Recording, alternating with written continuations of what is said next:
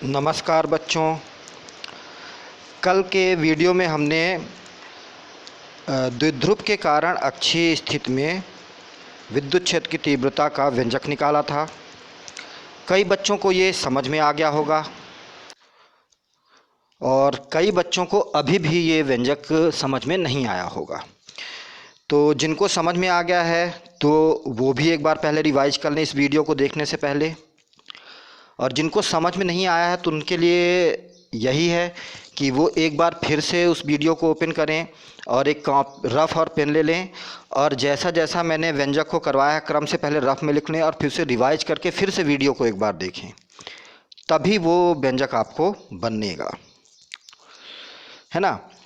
इसके बाद अगले भाग में हम आज निरक्षीय स्थिति पर लंबार्धक पर स्थित बिंदु पर विद्युत क्षेत्र की तीव्रता निकालेंगे द्विध्रुव के कारण, है ना। तो रिक्वेस्ट है सभी से कि ये व्यंजक स्टार्ट करने से पहले पिछला व्यंजक जरूर दोहरा लें, क्योंकि अगर वो बनता रहेगा वो समझ में आएगा, तभी ये व्यंजक ज़्यादा अच्छे से आपको समझ में आएगा और बिल्कुल अच्छे से बनने लगेगा। एक बात और आपको बता दूं बच्चों कि अक्षीय स्थिति और निरक्षीय स्थिति आपको 12th के फिजिक्स में 3 से 4 बार बिल्कुल इसी तरह की डेराइवेशन आपको अलग अलग पोर्शन में करना पड़ेगा। तो इसलिए इन व्यंजकों को बहुत अच्छे से तैयार करिए, ठीक है। और आगे बढ़ते हैं, अब स्टार्ट करते हैं अपन। तो देखिए क्वेश्चन कई प्रकार से आ सकता है इस व्यंजक के लिए। सबसे पहला क्वेश्चन ये हो सकता है कि द्विध्रुव के कारण इसके लंबार्धक पर स्थित किसी बिंदु पर विद्युत क्षेत्र की तीव्रता ज्ञात कीजिए, ठीक है। यही क्वेश्चन दूसरे रूप में कैसे आ सकता है कि किसी द्विध्रुव के दोनों आवेशों से समान दूरी पर स्थित बिंदु पर विद्युत क्षेत्र की तीव्रता ज्ञात कीजिए, ठीक है। तो इन दोनों ही क्वेश्चन को सॉल्व करने के लिए हमें इस प्रकार से करना पड़ेगा। देखिए सबसे पहले तो हम एक द्विध्रुव की कल्पना करते हैं। ये चित्र मैंने 2 भागों में बनाया है, मैं आपको दिखा दूं एक बार। पूरा चित्र ये है, जबकि समझाने के लिए पहले मैंने यहाँ पे ऐसा बना रखा है, तो ध्यान से देखिएगा। सबसे पहले हम एक द्विध्रुव ए बी की कल्पना करते हैं। देखिए ए यहाँ पे है आपका, ए और बी यहाँ पर है ना। तो एक द्विध्रुव ए बी की कल्पना करते हैं जिसके ए बिंदु पर प्लस क्यू आवेश है और बी बिंदु पर माइनस क्यू आवेश रखा गया है, ठीक है। इस द्विध्रुव का मध्य बिंदु O है तथा द्विध्रुव की पूरी लंबाई क्या है, 2L है। अच्छा, पूरी लंबाई 2L है और मध्य बिंदु क्या है, O है, तो आधी लंबाई यानी कि OA बराबर भी L हो जाएगा और OB बराबर भी L हो जाएगा। ये तो द्विध्रुव का परिचय हो गया। फिर आगे आपको जो ज्ञात करना है उसके लिए आप क्या करोगे, द्विध्रुव के लंबार्धक, एक्चुअली लंबार्धक क्या होता है, किसी भी रेखा के मध्य बिंदु पर डाले गए लंब को लंबार्धक कहते हैं। तो इसका मतलब क्या हुआ कि ये जो रेखा आपको दिख रही है जिस पर ये कर्सर चल रहा है, तो इधर का कोण भी 90 अंश का होगा और इधर का कोण भी कितना होगा, 90 अंश का, क्योंकि ये रेखा इस पर क्या है, द्विध्रुव पर लंब है। तो इसके लंबार्धक ये है। इस लंबार्धक पर मध्य बिंदु O से स्मॉल r दूरी पर एक अन्य बिंदु P है जहां पर हमें विद्युत क्षेत्र की तीव्रता को ज्ञात करना है, ठीक है।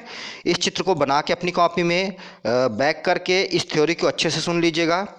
फिर आगे बढ़ते हैं। आगे के चित्र में क्या है, तो देखिए लंबार्धक पर P बिंदु था जिस पर आपको विद्युत क्षेत्र की तीव्रता ज्ञात करनी है। तो जहां भी विद्युत क्षेत्र की तीव्रता ज्ञात करनी होती है वहां पर एक एकांक धनावेश, ध्यान रखिएगा धन आवेश Q नॉट की कल्पना करते हैं जिसका परिमाण 1 होता है। तो अगर यहाँ पे एक Q नॉट रख देंगे तो ये Q नॉट क्या होगा, धन आवेश से प्रतिकर्षित होगा, दूर की ओर भागेगा। तो इसको और Q नॉट को जोड़ने वाली जो रेखा होगी उसके अंदिश दूर की ओर जाएगा, है ना। तो इसीलिए ए बिंदु पर रखे प्लस क्यू आवेश के कारण P पर विद्युत क्षेत्र की तीव्रता क्या होगी, इसी रेखा के अंदिश दूर की ओर होगी। और कितनी होगी, चूंकि विद्युत क्षेत्र की तीव्रता का हमने आपको मान बताया था कि तीव्रता बराबर नियतांक 1/4πε0 गुणे आवेश Q बटे इन दोनों के बीच की दूरी यानी कि AP का वर्ग। तो इसीलिए ए पर रखे प्लस क्यू आवेश कारण P पर विद्युत क्षेत्र की तीव्रता कितनी आएगी, E1 बराबर 1/4πε0 Q बटे AP का वर्ग। समझ में आया इतना।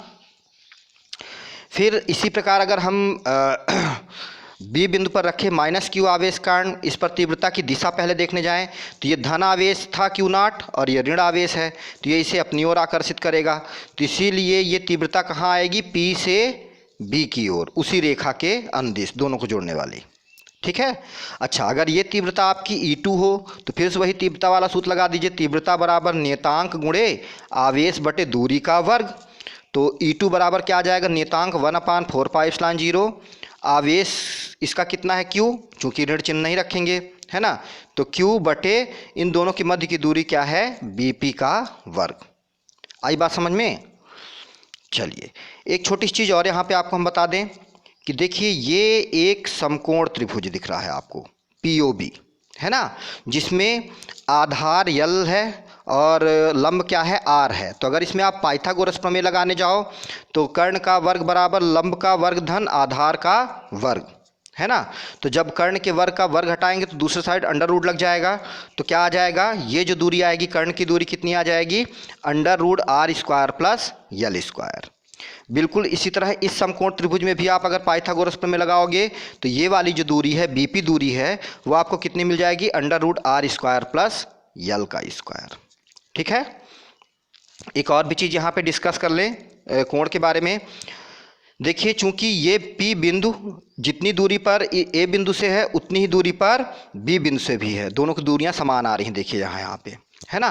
तो इसीलिए जो बड़ा वाला त्रिभुज होगा ये समद्विबाहु त्रिभुज होगा, और जिसमें ये भुजा और ये भुजा दोनों परस्पर क्या होंगी, आपकी बराबर होंगी। तो किसी समद्विबाहु त्रिभुज में समान भुजाओं के सम्मुख कोण परस्पर क्या होते हैं, बराबर। तो अगर इस कोण को हम थीटा मान लें तो ये भी कोण कितना हो जाएगा आपका, थीटा। ठीक है। अब देखिए इस त्रिभुज में, त्रिभुज PAB में एक भुजा को आगे बढ़ाया गया है, तब इस भुजा का दूसरे भुजा के साथ कोण ये वाला बन रहा है आपका, है ना। तो ये क्या बहिष्कोण होगा। तो अगर आप यहाँ पे बहिष्कोण प्रमेय लगाने जाओ तो बहिष्कोण प्रमेय के अनुसार किसी त्रिभुज के बहिष्कोण का मान सुदूर अंतः कोणों के योग के बराबर होता है, यानी कि ये वाला कोण इन दोनों कोणों के योग के बराबर होगा। तो इस कोण का मान थीटा धन थीटा बराबर 2 थीटा आ जाएगा। ठीक है। चित्र में लगभग सारी चीज़ें आपको स्पष्ट हो गई होंगी, अच्छे से चित्र बना लीजिए, फिर आगे चलते हैं। इससे पहले एक बार जल्दी जल्दी इसकी हम थ्योरी बोल देते हैं कि आपको कैसे कॉपी में अपना लिखना पड़ेगा। चित्र बनाने के बाद आप चाहे तो इसे पुश कर करके लिख भी लीजिएगा। इसके लिए लिखना पड़ेगा, माना कि एक द्विध्रुव AB है जिसके A बिंदु पर प्लस Q आवेश और B बिंदु पर माइनस Q आवेश रखा गया है। इस द्विध्रुव की लंबाई 2L तथा मध्य बिंदु O है ना। इसके मध्य बिंदु O पर अर्थात इसका एक लंबार्धक है OP, जिसमें O बिंदु से स्मॉल r दूरी पर एक अन्य बिंदु P है जिस पर हमें विद्युत क्षेत्र की तीव्रता ज्ञात करनी है। फिर पैराग्राफ चेंज करेंगे और लिखेंगे, P बिंदु पर विद्युत क्षेत्र की तीव्रता ज्ञात करने के लिए यहाँ पे एक परीक्षण आवेश Q0 की कल्पना करते हैं। तब A पर रखे प्लस Q आवेश के कारण P पर विद्युत क्षेत्र की तीव्रता, जो कि अगली स्लाइड में आपको दिखाया जा रहा है, A पर रखे प्लस Q आवेश कारण P पर विद्युत क्षेत्र की तीव्रता E1 बराबर नियतांक गुणे आवेश Q बटे दूरी AP का वर्ग। और इसका डायरेक्शन कैसा होगा, बिंदु A से P दिशा में, है ना, A से P की ओर। फिर देखिए AP का मान अभी अभी हम लोग निकाल चुके थे पाइथागोरस प्रमेय लगा के, √R² प्लस L², और चूंकि इसका वर्ग लगा है तो इसका भी क्या हो जाएगा, होल स्क्वायर। बाकी सारी चीज़ें उसी तरह से अगली लाइन में उतार लिया जाएगा। ठीक है। अब अंडर रूट के बाहर, कोष्ठक के बाहर स्क्वायर लगा है तो अंडर रूट अपने आप हट जाएगा। तो P बिंदु पर बिंदु A के कारण तीव्रता कितनी आ जाएगी, E1 बराबर 1/4πε0 Q/R² प्लस L²। समीकरण नंबर 1। इसे अच्छे से उतार लीजिए और मेरे ख्याल से आपको समझ में भी आ गया होगा अच्छे से। ठीक है, आगे बढ़ते हैं। फिर आप क्या करोगे, B बिंदु पर माइनस Q आवेश रखा गया था, तो इसी प्रकार B पर रखे माइनस Q आवेश कारण P पर विद्युत क्षेत्र की तीव्रता, इसे हमने E2 माना है। तो E2 बराबर नियतांक गुणे आवेश बटे दूरी का वर्ग। तो E2 बराबर 1/4πε0, आवेश Q था बटे दूरी कितनी थी, BP का वर्ग, है ना। अच्छा, चूंकि ये नेगेटिव चार्ज है इसलिए ये अट्रैक्ट करेगा, इसे अपनी ओर आकर्षित करेगा, इसीलिए इस विद्युत क्षेत्र की दिशा बिंदु P से B बिंदु की ओर होगा, यानी कि वेक्टर PB की दिशा में। अब चलिए बीपी का मान हम लोग पाइथागोरस प्रमेय से निकाल चुके थे, under root R square plus L square. तो अगली लाइन में हमने केवल बीपी का मान रख दिया है और बीपी का स्क्वायर था इसीलिए इसका क्या है, होल स्क्वायर। तो हमारी अगली लाइन क्या आ गई, E2 बराबर 1/4π/0 क्यू बटे under root R square plus L square का होल स्क्वायर। अब कोष्टक के बाहर अंडर रूट का स्क्वायर है तो अंडर रूट हट जाएगा।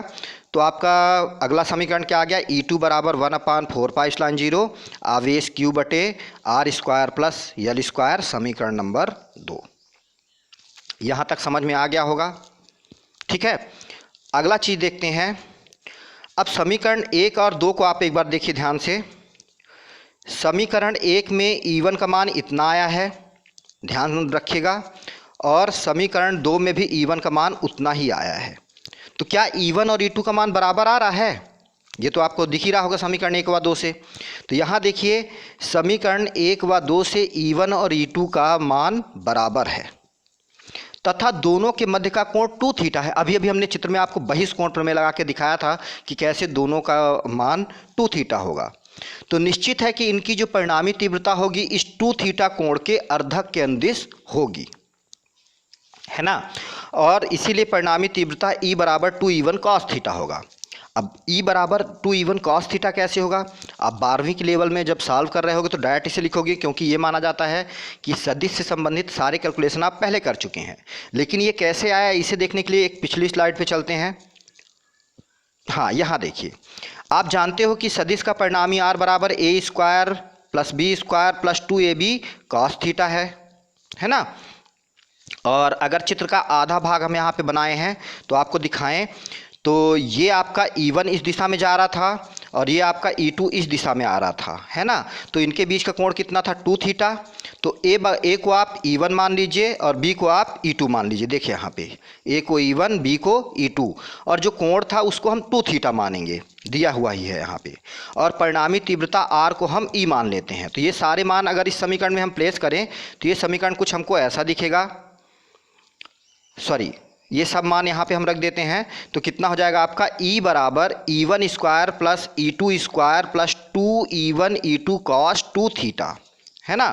पर अभी अभी हमने आगे देख लिया था कि E1 बराबर E2 के आ रहा था, तो जहाँ जहाँ E2 लिखा हुआ था वहाँ वहाँ हम E2 की जगह पर E1 रख देते हैं। तो हमारी परिणामी क्या आएगा, E बराबर अंडर रूट, ये पूरा अंडर रूट लगा हुआ है बच्चों, ऊपर लाइन नहीं खींची है लेकिन आप लोग इसे पूरा अंडर रूट मानिएगा।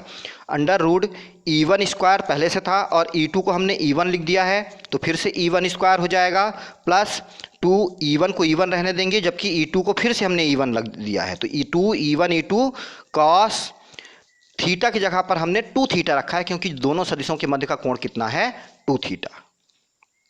ठीक है बच्चों। तो E1 square plus E1 square बराबर 2E1 स्क्वायर, और यहाँ E1 गुणे E1 बराबर कितना हो जाएगा, E1 का स्क्वायर, और 2 पहले से यहाँ पे था, इंटू कॉस 2 थीटा। अब यहाँ पे देखिए अंडर रूट के अंदर ही 2E1 स्क्वायर यहाँ से और यहाँ से कॉमन आ गया है अंडर रूट के अंदर ही। तो कोष्टक के अंदर आपका क्या बचेगा, 2E1 स्क्वायर यहाँ से निकलेगा तो 1 बच जाएगा, और यहाँ से 2E1 स्क्वायर बाहर निकल जाएगा तो कुछ नहीं बचेगा। तो क्या बचेगा आपका, कॉस 2 थीटा। ठीक है, यहाँ पे थोड़ी सी हमें चेंजिंग करनी पड़ेगी बच्चों, चेंजिंग कर देते हैं क्योंकि गलत टाइप हो गया है आपका। हाँ, cos 2 थीटा। अब एक फार्मूला देखिए यहाँ पे, आपको मालूम है त्रिकोणमिति का जो फार्मूला है 1 प्लस कॉस थीटा बराबर 2 cos square theta by 2। Sorry, वो ठीक लिखा हुआ था बच्चों, हमने उसे गलत कर दिया, फिर से उसे सुधारना पड़ेगा। एक्चुअली आपको काटना कैसे है ये दिखाया गया था, बाई 2, है ना। तो देखिए यहाँ पे देखिए थीटा की जगह पर थीटा बाई 2 हमें करना है, तो हमारा थीटा की वैल्यू यहाँ पे कितना था, 2 थीटा, तो इसीलिए यहाँ पे 2 थीटा बाई 2 कर दिया गया है ना। तो इसके जगह पर हम क्या सूत्र लगाएंगे, 1 प्लस कॉस 2 थीटा की जगह पर, एक्चुअली सॉरी यहाँ पे नहीं, यहाँ पे सुधारना था हमें।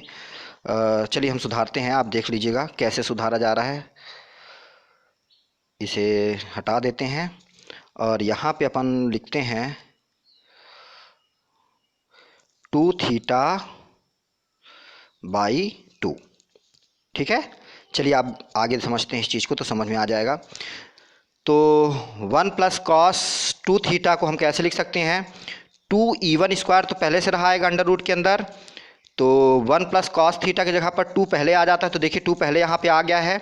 फिर कॉस का स्क्वायर, तो कॉस का स्क्वायर आ गया है, और जितना टोटल कोण 2 थीटा था उसके बटे में यहाँ थीटा के बटे 2 था, तो यहाँ पे 2 थीटा के बटे में 2 आ गया है। तो इस 2 से ये 2 कैंसिल आउट हो जाएगा, ठीक है। तो यहाँ पे क्या बचेगा आपका cos square theta under root के अंदर, और एक इस 2 और इस 2 का जोड़ा बन जाएगा, तो ये भी अंडर रूट के बाहर निकल कर 2 आ जाएगा देखिए यहाँ पे। और E1 का स्क्वायर है तो E1 भी अंडर रूट के बाहर निकल कर E1 बस बचेगा, और कॉस स्क्वायर बाहर निकल कर कॉस थीटा पर बचेगा। तो इसीलिए इस प्रकार के इसका परिणामी कितना आ जाएगा, E बराबर 2E1 कॉस थीटा। तो आगे की स्लाइड में देखें, इसीलिए यहाँ पे परिणामी तीव्रता E बराबर 2E1 कॉस थीटा लिखा गया, जिसे हमने समीकरण 3 मान लिया। अब हम क्या करेंगे, समीकरण 1 व 2 से मान समीकरण 3 में रखने पर, एक्चुअली 2 से नहीं, आप 1 से बस मान 3 में रखने पर रख देंगे तब भी सही रहेगा आपका। तो E बराबर क्या हो जाएगा, 2 तो पहले से है, E1 का मान 1/4 pi epsilon 0 Q/r² plus L² into cos theta आपका उत्तर आएगा, ठीक है। ये केवल हमने मान यहाँ पे प्लेस किया है E1 का। आगे चलिए देखते हैं, 2 तब E बराबर क्या होगा, 2 तो पहले से था 1/4 pi epsilon 0 into Q/r² plus L², ये E1 की वैल्यू थी। कॉस थीटा की वैल्यू हम यहाँ पे निकाले हैं, देखिए यहाँ पे समकोण त्रिभुज AOP में, चलिए वहाँ से देख कर आते हैं तो आसानी से समझ में आएगा चित्र से। देखिए समकोण त्रिभुज AOP में अगर हम कॉस थीटा निकालने जाएं तो कॉस थीटा बराबर क्या होता है, आधार बटे कर्ण, है ना। तो इस समकोण त्रिभुज में कॉस थीटा बराबर आधार L बटे कर्ण under root R² plus L² होगा। तो देखिए वहाँ पे समकोण त्रिभुज AOP में कॉस थीटा बराबर L बटे under root R² plus L²। तो हमने कॉस थीटा की ये वैल्यू यहाँ पे रख दी है। और आपको मालूम है कि जब कोई भी संख्या अंडर रूट के अंदर हो तो उसकी घात हम 1/2 लिख सकते हैं। तो अगर इसका अंडर रूट हटाएं तो इसकी घात कितनी आ जाएगी, R² प्लस L² की घात 1/2, ठीक है ना। तो फिर इन दोनों को देखिए, इन दोनों का गुणा हो रहा है और आधार समान है तो घातें आपस में जुड़ जाएंगी। तो इसकी घात 1 है और इसकी घात कितनी है, 1/2। तो अगली लाइन में हमने यही किया कि पहले वाले की घात को 1 धन दूसरे वाले की घात 1/2 को जोड़ दिया है। इसके अलावा अगली लाइन में हमने एक काम और किया है, इस 2 को इस L के साथ गुणा कर लिया है तो 2L हो गया है, और इस 2L का गुणा Q के साथ कर दिया तो Q इंटू 2L आ गया है, ठीक है। फिर देखिए 1 धन 1/2 को कैलकुलेट करने जाएंगे तो दोनों कैल्शियम 2 आ जाएगा और 2 का गुणा इस 1 में हो जाएगा, तो यहाँ पे 2 धन 1/2, तो 2 1 3, तो 3/2 होगा। तो अगली लाइन में हमने R² प्लस L² की घात 1 धन 1/2 किया था, जिसे हमने क्या कर दिया अगली लाइन में R² प्लस L² की घात 3/2। और यहाँ पे जो Q इंटू 2L था तो Q इंटू 2L बराबर P होता है, द्विध्रुव गुण आपको मालूम है, तो इसकी जगह पर हमने P रख दिया है। तो अगला व्यंजक हमारा क्या आ गया, E बराबर 1/4 pi epsilon 0 P/R² plus L² की घात 3/2। यही है द्विध्रुव के कारण निरक्षीय स्थित या लंबार्धक पर स्थित किसी बिंदु पर विद्युत क्षेत्र की तीव्रता का व्यंजक, ठीक है। कॉपी में लिखकर अच्छे से इतना तैयार कर लीजिए। फिर इसके बाद छोटा सा काम और करते हैं। आपको जैसे पहले भी हम बता चुके हैं कि जो द्विध्रुव की लंबाई होती है, द्विध्रुव के दोनों आवेशों के बीच की दूरी होती है, बहुत ही कम होती है, लगभग नागण्य के बराबर। आप इससे समझ सकते हो कि जैसे कि मान लीजिए कोई एक अणु हो गया HCl का, मान लीजिए तो H जो होता है वो धनावेशित होता है और Cl क्लोरीन जो होता है वो ऋणावेशित होता है। तो ये दोनों समान आवेश के हैं, तो ये दोनों मिलाकर आपका द्विध्रुव का निर्माण करते हैं। तो आपको भी मालूम है, केमिस्ट्री में आप पढ़ चुके हो कि HCl यानी कि कोई बॉन्ड बनता है तो दोनों अणुओं के बीच की जो दूरी होती है बहुत ही कम होती है। तो इस प्रकार से दोनों द्विध्रुव के दोनों आवेशों के बीच की दूरी बहुत ही कम होती है, ठीक है ना। द्विध्रुव का मैक्सिमम उपयोग, द्विध्रुव के सभी गुणों का मैक्सिमम उपयोग आप केमिस्ट्री में इसी प्रकार के यौगिकों में करोगे, तो उसे अपन लोग केमिस्ट्री में देखेंगे। तो यहाँ पे मान लीजिए अगर ये जो L का मान है वो R के अपेक्षा बहुत ही कम हो, ये देखिए नीचे वाली लाइन में लिखा है, तो हम L को नागण्य कर देते हैं, यानी कि L की जगह पर 0 रख देंगे। तो हमारा यहाँ पर शेष क्या बचेगा, R² की घात 3/2। और आपको मालूम है a की घात m की होल घात n बराबर a की घात m गुणे n होता है, यानी इस 2 का गुणा इस 3/2 में हो जाएगा। चलिए अगली स्लाइड में देखें। तो देखिए यहाँ पे E बराबर 1/4 पाई एप्सिलॉन 0 P/R की घात 2 गुणे 3/2। तो इस 2 से ये बटे का 2 कट जाएगा, तो यहाँ पे कितना शेष बचेगा 3। तो इसीलिए E बराबर 1/4 पाई एप्सिलॉन 0 P बटे R का क्यूब हो जाएगा। ये आ गया आपका फाइनल व्यंजक। इसे अच्छे से अपनी कॉपी में उतार कर कई बार लगाइए, 2 बार 3 बार 4 बार, तब ये आपको अच्छे से समझ में आएगा। और एक बात आपको और बता दूं, इसके आगे न्यूमेरिकल हो या थ्योरी हो, जो भी आप लगवाने के लिए बोलेंगे मैं ज़रूर आपको लगवाऊंगा, लेकिन तभी लगवाऊंगा जब आप इन दोनों वीडियो को, अच्छी स्थिति और निरक्षी स्थिति को देखकर बार बार लगाकर ये निर्धारित कर लोगे कि आपको अच्छे से ये समझ में आ गया। और इसे बताने के लिए आप 2 चीज़ों का उपयोग करोगे, या तो व्हाट्सअप डिस्कशन ग्रुप में आप मुझे सूचना दोगे कि आपसे ये अच्छे से समझ में आ गया है, या फिर यूट्यूब के कमेंट में मुझे दोगे। और अगर कमेंट नहीं आया तो मैं आगे का नहीं पढ़ाऊँगा। तो इसीलिए आज के लिए केवल इतना ही। इन दोनों को आप अच्छे से तैयार करिए। मिलते हैं फिर कल अगले वीडियो के साथ, अगर आपका कमेंट आ गया तो। ठीक है। धन्यवाद।